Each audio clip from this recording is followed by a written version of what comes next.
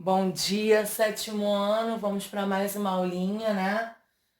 Lembrando que vocês podem acompanhar tanto pelos slides quanto pelas páginas do livro, tá? Dessa vez, não sei se vocês notaram, não tem resumo, não há necessidade, porque na realidade esses slides já dão uma ajuda para vocês e tem um capítulo do livro para vocês irem lá e estudarem.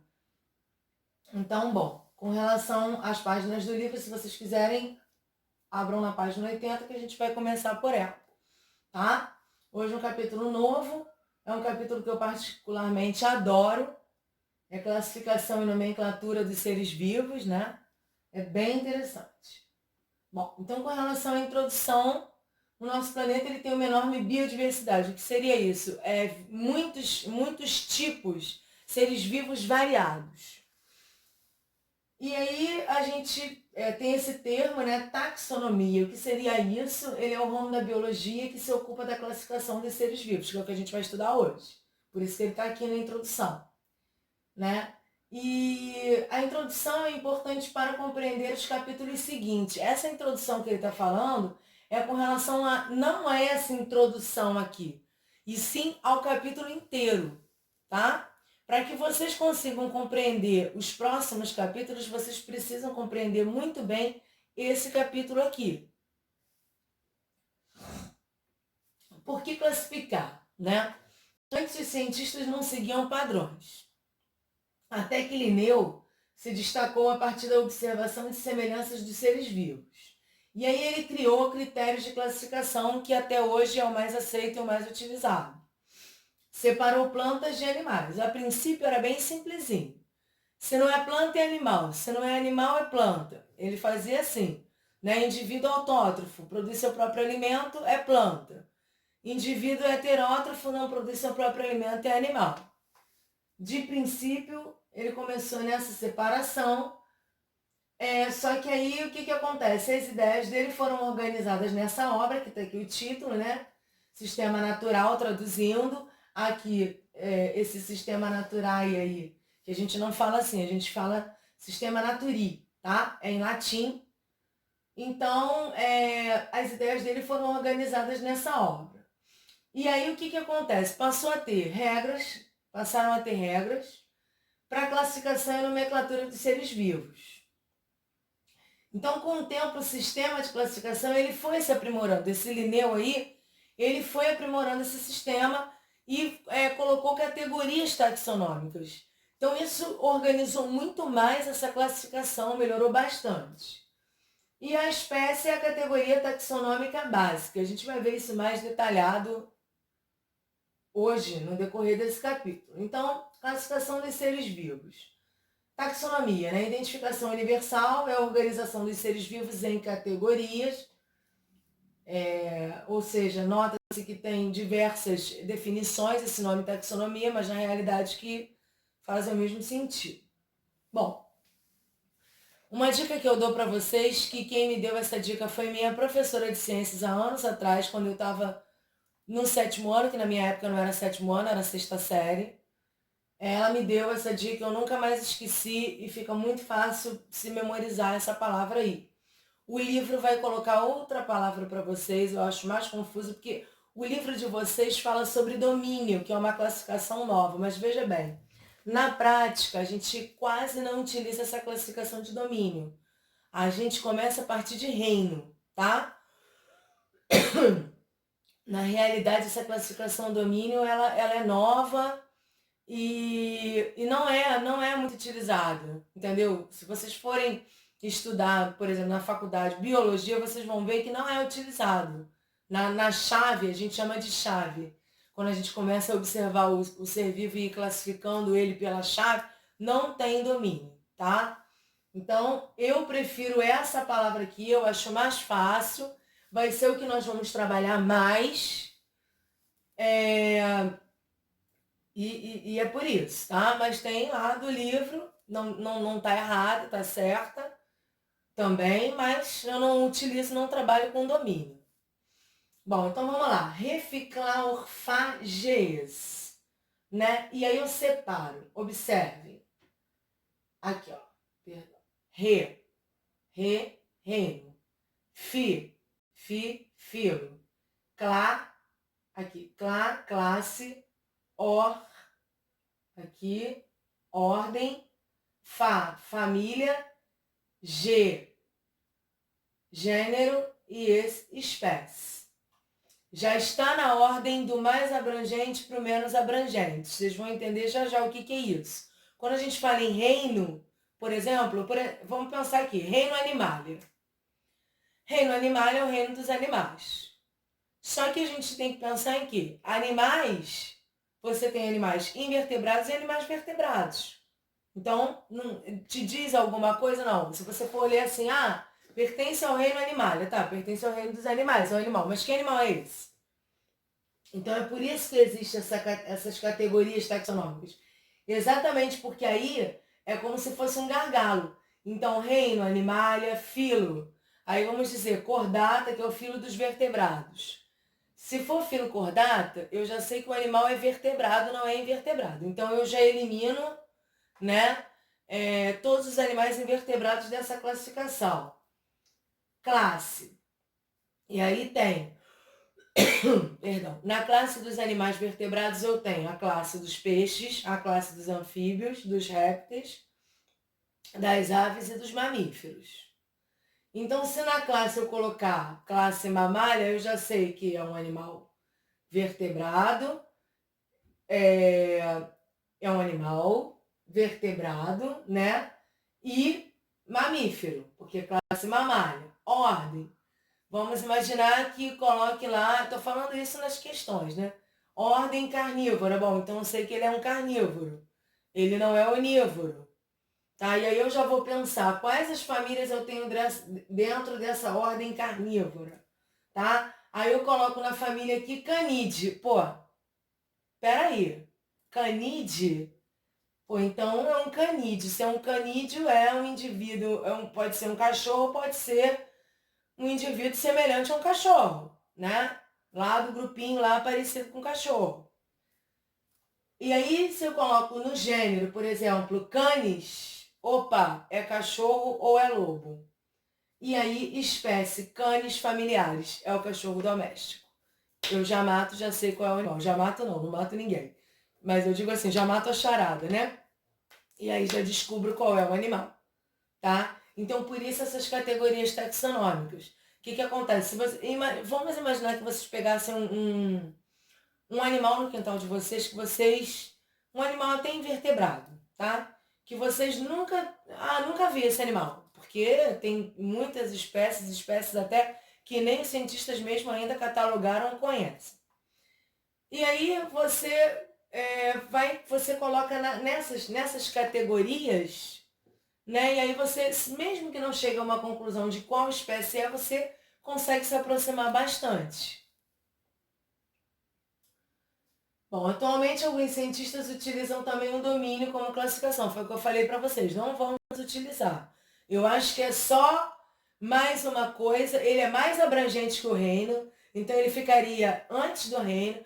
Eu acho que é mais uma coisa para complicar a situação. Só estou apresentando a vocês, vocês têm que saber que ele existe, mas, sabe, não vamos nos pegar esse domínio aí. Bom, categorias taxonômicas. Vamos estudar essas categorias da mais abrangente para menos abrangente. No livro de vocês está ao contrário.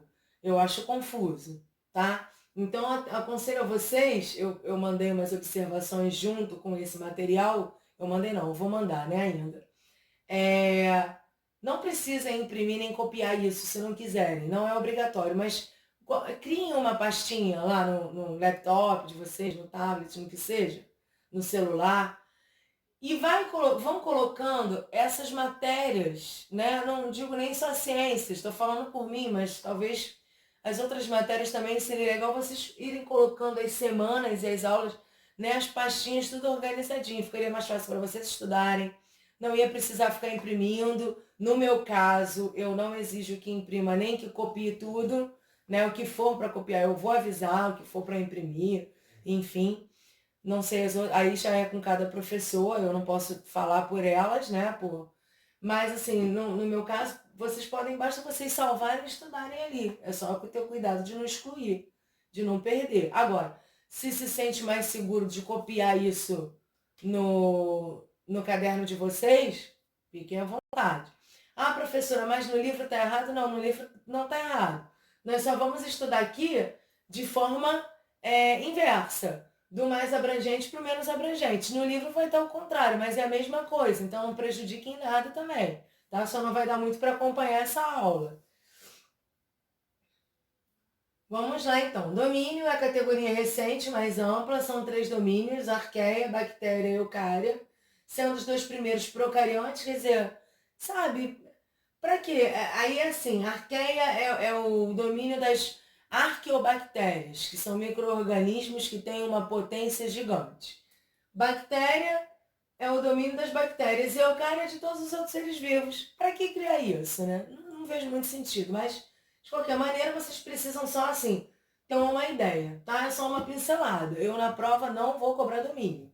Eu vou cobrar a partir de reino, tá? Reino, filo, classe, tal, domínio não vou cobrar. Mas vocês precisam ter uma ideia, porque isso pode cair em alguma prova de concurso e vocês têm que saber, né? Então, na realidade, é isso. Arqueia é o reino das arqueobactérias, bactéria é o reino, não, perdão, é o domínio. Bactéria é o domínio das bactérias e eucária é o domínio de todos os outros seres vivos que não incluem as bactérias e arqueobactérias. Quer dizer, até os protistas estão nesse eucária aí. Não faz muito sentido. Então, vamos lá. E o último eucarionte, claro, né? Porque na realidade a gente sabe que as bactérias são procariontes e a partir de protozoários a gente já tem o quê? Dos protistas. A gente já tem seres eucariontes, né? Que possuem membrana nuclear, possuem carioteca. Bom, então vamos lá. Reino. Depois do domínio é a categoria taxonômica mais abrangente. É um conjunto de filos. Os seres vivos são divididos em 5 reinos, tá? Monera, protista, a gente vai ver um por um. Fungi, que é, Monera, reino das bactérias e das cianobactérias. Protista, reino dos protozoários e de algumas algas unicelulares. E das algas unicelulares. Fungi, reino dos fungos. Plantae, reino das plantas. E Animalia, reino dos animais. Vamos estudar um por um, detalhadamente, nos próximos slides. Vamos lá. Reino Monera. São seres, é um reino que possui seres unicelulares e procariontes. É o reino das bactérias, acabei de falar. As bactérias são heterótrofas, tá? É porque aqui está com relação a seres vivos, mas eu vou... depois eu coloco aqui. Bactérias são seres heterótrofos. Cianobactérias ou algas cianofíceas são seres autótrofos, ou seja, produzem seu próprio alimento, tá? Eles conseguem produzir seu próprio alimento. Arqueobactérias são micróbios com potencial enorme de ação. Reino protista são seres unicelulares, possuem uma única célula, e eucariontes. Então, apesar de possuir uma única célula, mas já tem lá a carioteca separando o núcleo do citoplasma. Os protozoários são heterótrofos, ou seja, não produzem seu próprio alimento. E as algas unicelulares são autótrofas, produzem seu próprio alimento. Tá? Gente, provavelmente vocês vão ouvir um latido. Não se incomodem, eu peço desculpas. Mas não tenho como controlar latido, né? É igual choro de criança, você não controla.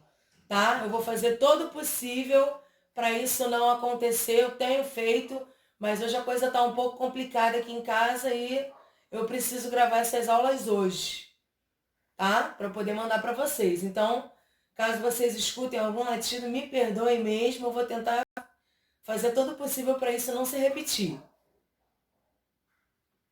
Vamos lá. Reino Fungi. Ele é composto de seres unicelulares e pluricelulares. Então, na realidade, você tem aí tanto seres com uma única célula como seres com mais de uma célula.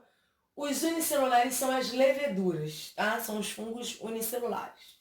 Os outros fungos são todos pluricelulares. São todos eucariontes, ou seja, possuem carioteca, possuem membrana nuclear. São heterótrofos, né? O que é isso?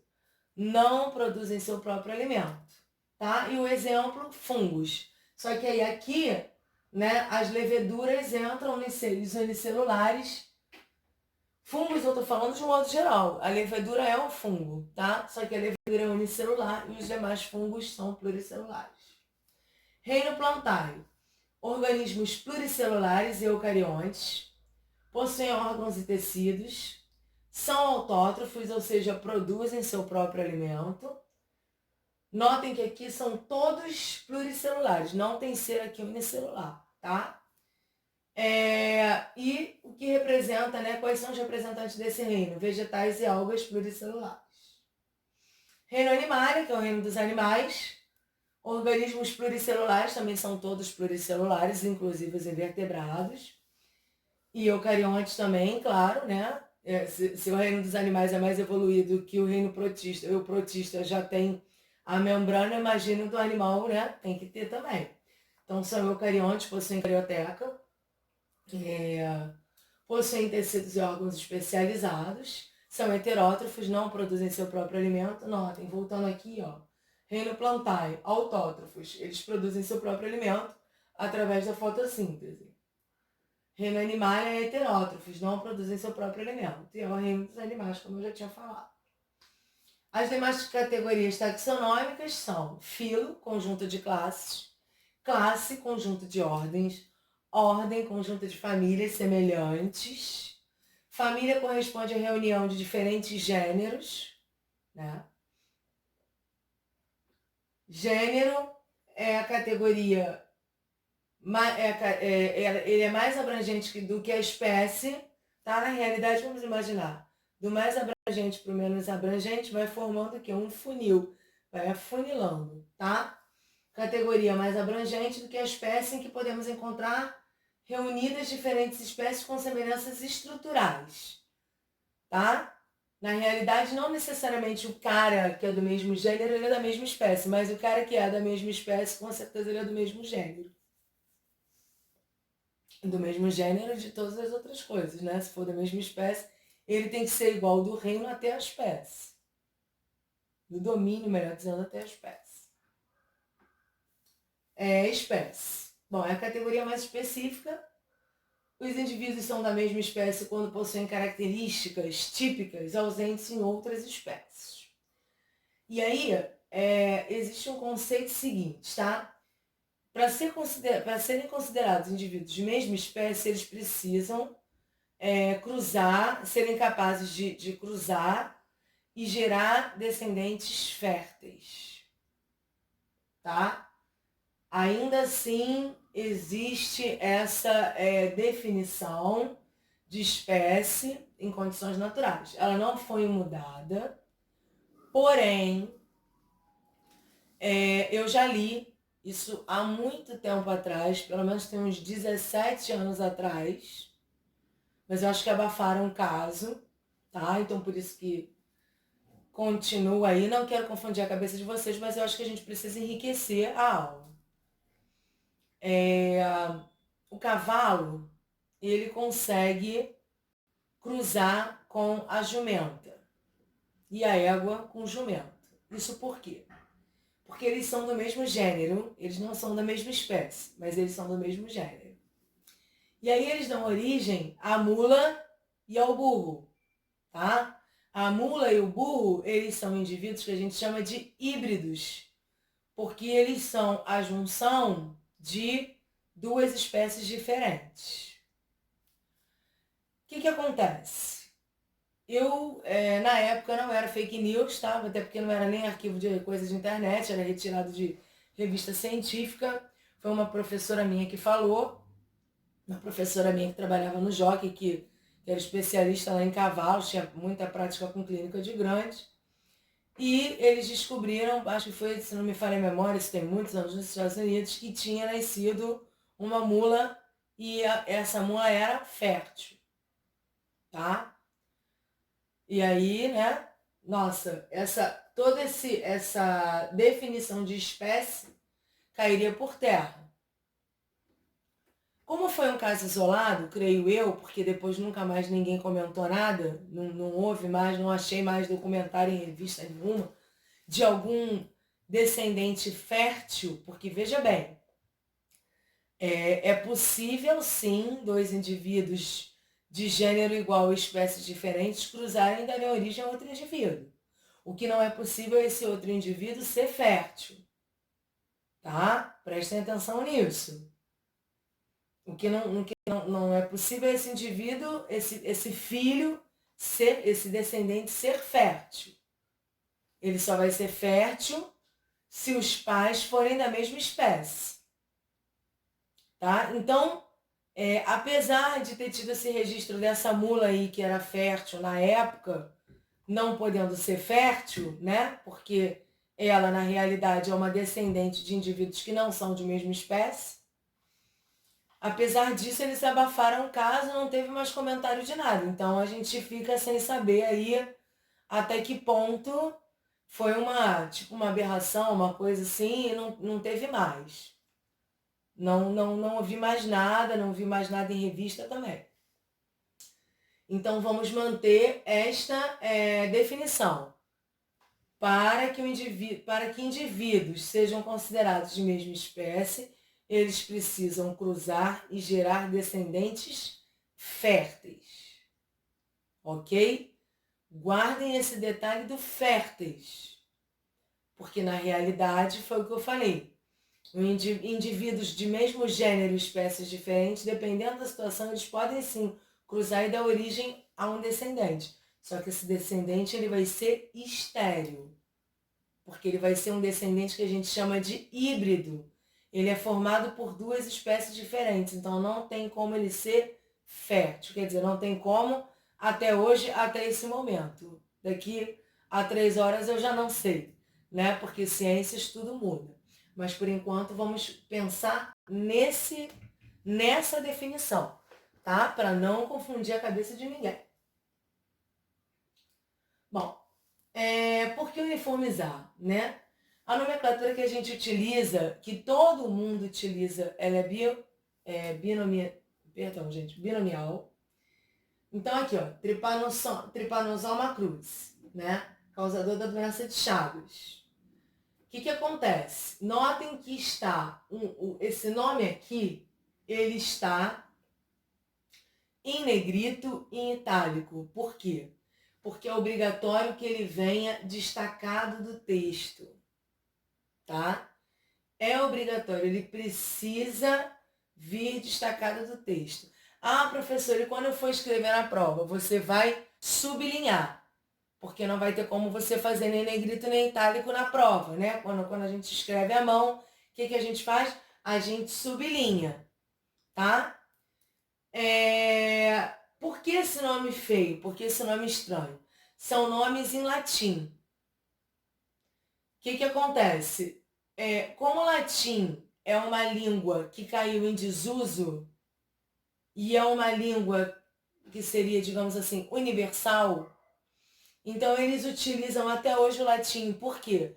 Porque o cientista que é norte-americano, ele vai ler isso aqui, ele vai entender. O cientista que é brasileiro, ele vai entender. O cientista que é português, ele vai entender. Que é francês, vai entender. Do mundo inteiro.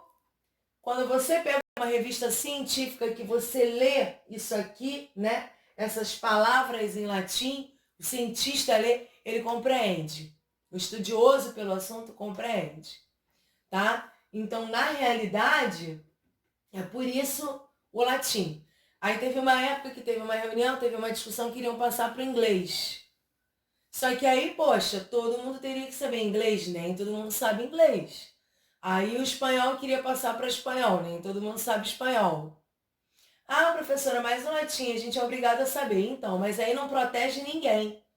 Entendeu? Não existe aí uma proteção de, vou proteger uma nação ou outra. Não. Todo mundo tem que saber essa nomenclatura em latim, né? Porque ela é o quê? Ela é universal. Isso facilita muito o estudo. Porque em qualquer lugar que se pegue uma revista científica e se leia esses nomes em latim, vai se compreender do que está falando.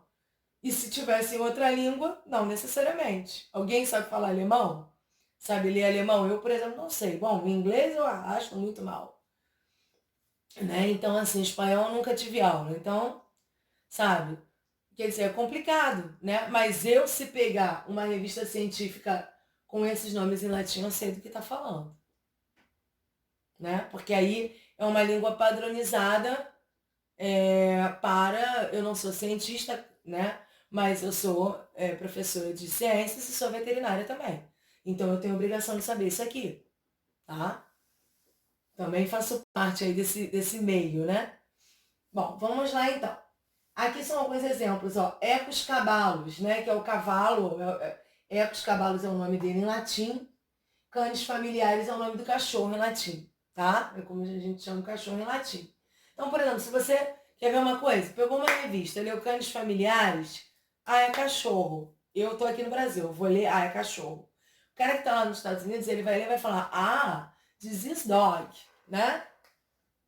Não sei nem se é isso, tá? Se é disease e tal. Não, disease não, porque disease seria este, né? It is dog. It's dog. Né? Então, ele vai saber que animal é. E por aí vai, não sei outras línguas para estar falando para vocês, mas é só para vocês entenderem, tá bom? Classificação universal. Bom, vamos lá então. A gente precisa respeitar 6 regras básicas. Regra 1. O nome das espécies deverá ser escrito em latim, acabei de falar, explicar o porquê. Regra 2. Sempre 2 palavras. Primeira palavra é o gênero, segunda palavra, quando ela se une à primeira, ela é chamada de espécie. Veja bem, apenas a segunda palavra, a gente antigamente chamava de epíteto específico, mas eu acho que isso caiu em desuso porque eu não tenho visto mais em livro nenhum. Então, a segunda palavra, sozinha, solta, ela não quer dizer nada. Ela só vai fazer algum sentido se ela estiver junta do gênero. Porque aí sim você vai ter a união dessas 2 palavras, né? O gênero mais a segunda, você vai ter a espécie. Vamos lá, regra número 3. O gênero será sempre escrito com a letra inicial maiúscula. Regra número 4, a segunda palavra será sempre escrita com letra inicial minúscula. Prestem atenção nisso. Isso é pegadinha e isso muitas das vezes confunde o aluno. A primeira palavra inicia com letra maiúscula, a segunda palavra com letra minúscula. Regra 5. Ambas palavras, também já falei isso para vocês, deverão ser sempre destacadas no texto, negrito, sublinhado ou itálico. É óbvio que quando vocês estiverem escrevendo, não estiverem digitando, vocês vão sublinhar, tá? Regra número 6. Caso o nome da espécie... Eu acho que isso aqui tá pequeno, né? Não sei, mas vocês podem acompanhar aí pelo slide de vocês. Caso o nome da espécie, segunda palavra, homenageie alguém que ele poderá ser maiúsculo. Aí tanto vai fazer uma forma ou outra. Notem aqui o exemplo, ó. Trypanosoma cruzi. Tá em maiúsculo aqui a segunda, ó. Né? Iniciando com letra maiúscula aqui. Aqui. Ou Trypanosoma cruzi, com letra minúscula. Nesse caso aqui, como esse cruzi aqui homenageia o cientista que descobriu a doença, tá? Então, na real, que agora isso está meio proibido, essas homenagens assim. Mas antigamente eles homenageavam. Então, esse C aqui pode estar em maiúsculo, porque está se referindo, está homenageando alguém. Agora, por exemplo, cães familiares. O F pode ser maiúsculo? Não está homenageando ninguém. Então tem que manter o padrão. Cachorro. Felis catus, que é o gato doméstico. Aqui, ó. Primeira palavra inicia com letra maiúscula. Segunda palavra, letra minúscula. Ecus cabalus. Primeira palavra inicia com letra maiúscula. Segunda com letra minúscula. Na dúvida, dica para vocês. Coloquem sempre a primeira palavra iniciando com letra maiúscula e a segunda com letra minúscula. Que assim não tem erro, né? E de repente vocês podem ficar assim, ah, meu Deus, estão homenageando alguém, não estão homenageando alguém? Então, na dúvida, sempre façam dessa forma, a não ser que em alguma questão seja exigido de forma diferente no caso de uma homenagem, tá? Classificando na prática, isso daqui eu fiz questão de colocar para vocês para comparar, né? Olha que curioso. Lembra que eu falei lá do funil, né? Vem do mais abrangente para o menos abrangente? Quando eu penso aqui, imaginemos aqui, eu vou tampar aqui, ah, não aparece, uma pena, não aparece peraí, olha só. Vamos tampar aqui, vamos imaginar isso aqui, tá? Esquece do filo para baixo e vamos pensar, eu coloquei os nomes aqui, claro, para vocês entenderem, e vamos pensar, reino, animalia. Reino animalia até aí está muito geral, não dá para saber que animal é, pode ser vertebrado ou invertebrado. Filo, cordata. Bom, então eu já sei que é um animal vertebrado, que tem coluna, tá? Os outros filos a gente vai estudar ao longo desse ano ainda, detalhadamente, mas agora a gente não vai, porque na realidade esse capítulo é para vocês entenderem essa classificação. Ao longo dos outros capítulos é que a gente vai estudando os filos, as classes, as ordens, tá? Vamos lá então. Bom, filo cordato, eu sei que os dois animais, né? Ó, igual. Os dois animais são vertebrados. Classe, mamália. Os dois animais são mamíferos. Prestem atenção, finge que vocês não estão lendo ali cachorro e lobo, tá? Finge. Vocês não sabem que é cachorro nem sabem que é lobo, tá? Imagina. Ordem carnívora. Todos dois têm a mesma ordem. Opa, eu já sei que está falando de dois animais carnívoros. E até agora são iguais, né? Apresentam classificações taxonômicas iguais. Família Canidae. Peraí que eu perdi a seta do mouse aqui. Família Canidae. Todos dois estão da mesma família também. Opa! É parecido ou é cachorro ou é parecido com cachorro. Que é tudo da mesma família. Gênero Canis. Notem que esses indivíduos, eles são semelhantes. Eles são iguais até o gênero. Né? Tô falando iguais com relação à classificação taxonômica. E aí quando chega aqui na espécie, canis familiares, que é o cachorro, e canis lupus, que é o lobo. Então, o lobo e o cão, eles têm uma classificação muito semelhante, o que vai mudar é a espécie. Ah, professora, então eu poderia colocar o meu cachorro para cruzar com uma loba? Não. Né? Por que não? Porque aí, na realidade, o que acontece? Além dessa classificação, existe uma coisa chamada subespécie, que eu não vou entrar em detalhes aqui, para não complicar mais ainda a cabeça de vocês. E aí, nas subespécies, a gente vê muita diferença. E aí foi o que eu expliquei para vocês na aula passada, que eu mostrei a vocês, né, as minhas duas cachorrinhas, como eram diferentes, né, muito diferentes. E na realidade, imaginemos que a minha cachorra maior fosse macho e eu deixasse cruzar com a cachorra menor. Muito provavelmente machucaria até ela. Né? E muito provavelmente ela teria que sofrer uma cesárea para ter os filhotes. Tá? Passar por uma cesárea. Por quê? Porque os tamanhos não são compatíveis. Então a gente vai ter essa diferenciação aí. Fora, pensando no cachorro de um modo geral e no lobo, o lobo ele é selvagem e o cachorro é doméstico. Então, na realidade, muito provavelmente o lobo atacaria o cachorro e mataria o cachorro.